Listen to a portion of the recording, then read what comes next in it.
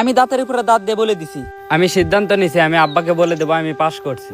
তা কেন বলবি? আমি যদি আব্বাকে বলি আমি ফেল করছি তাহলে সমাজের কাছে আব্বার মান সম্মান কিছুই থাকবে না। শোনেক, মিথ্যার জগৎ থেকে বের হয়ে আয়। তুই যদি তোর আব্বাকে এখন বলিস আমি পাশ করছি, তোর আব্বা আরো 10 জনকে বলবে। যেদিনে সত্যটা প্রকাশ পাবে সেদিন কি করবি?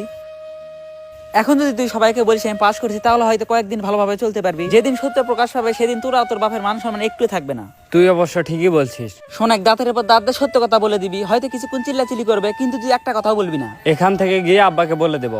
এখন সমাজে কেমনি চলাফেরা করবি? সমাজের মানুষ তো অনেক কথাই বলবে। এই সমাজের মানুষের মতো যদি চলতে চাস না, তাহলে কিন্তু জীবন চলবে না। আজকে যদি ভালো কাজ করিস তাহলে ভালো বলবে, খারাপ কাজ করলে খারাপ বলবে। আমরা যে ফেল করছি এটা মাথায় রাখলে চলবে না। সামনে ভালো কি করবে সেটা নিয়ে আমাদেরকে এখন চিন্তা করা লাগবে। তাহলে তুই এখন কি করতে চাচ্ছিস?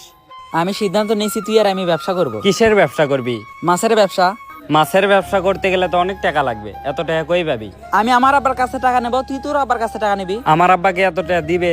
তুই ভালোভাবে বুঝিয়ে বলবি আমরা সর্বপ্রথম একটা পুকুর নেব, একটা বছর ভালোভাবে পরিশ্রম করব, যদি লাভবান হয় আরো 2টা নেব। তারপরে আমরা তো আর একটা ব্যবসা নিয়ে পড়ে থাকবো না। আমাদের বাড়ির সামনেও জায়গা আছে, তোদের বাড়ির সামনেও জায়গা আছে, আমরা মুরগির খামারও দেব। তোর চিন্তা ভাবনা তো অনেক ভালো।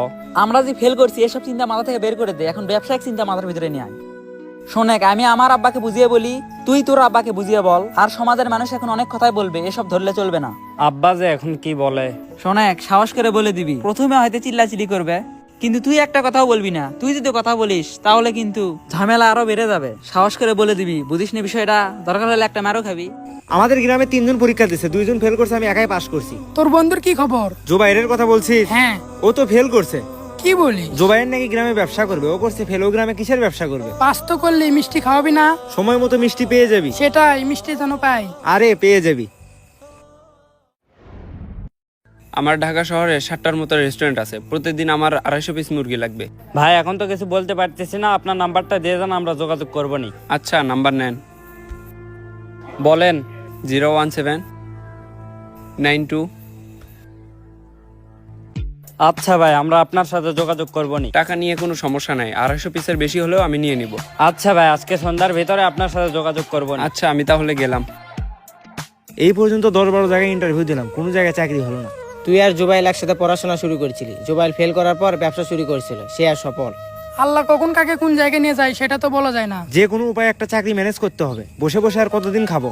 চেষ্টা কর, চাকরি একটা হয়ে যাবে নে। আর কত চেষ্টা করি রে, ইন্টারভিউ তো 10-12টা দিলাম। এত চিন্তা করিস না, ধৈর্য ধর, সব ঠিক হয়ে যাবে। আগামীকাল ফজরের নামাজের পরে মাছ উঠবে, তুই 4টা পিকআপ ব্যবস্থা করবি। আচ্ছা ঠিক আছে। পিকআপ ঠিক করার আগে ভাড়া সই করে নিবি। এর আগে কিন্তু ভাড়া বিষয়ে অনেক ঝামেলা করছিল। আগামীকাল তো ফজরের পর পরই মাছ তুলবি। হ্যাঁ। ঢাকা থেকে তো একটা ভাই আসছিল, কোন ভাই? রেস্টুরেন্ট থেকে আসছিল, আমাদের থেকে নাকি মুরগি নেবে।